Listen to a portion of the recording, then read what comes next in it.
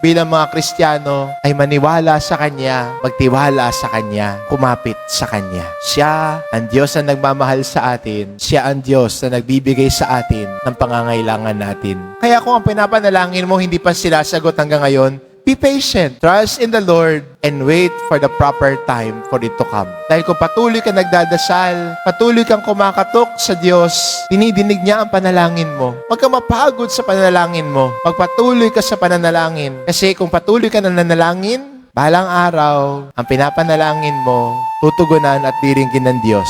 At hindi ba yan ang karanasan ng karamihan sa atin dito na patuloy na bumabalik dito sa dambana ng Buong Nazareno dahil na minsan na silang kumatok ng paulit-ulit, kumatok ng hindi tumitigil at nung nakuha ang panalangin at inaasam, patuloy na bumabalik, nagpapasalamat at patuloy na kumakatok para hingi na pangangailangan sa pang-araw-araw. Yan ay bunga ng tiwala natin sa Diyos.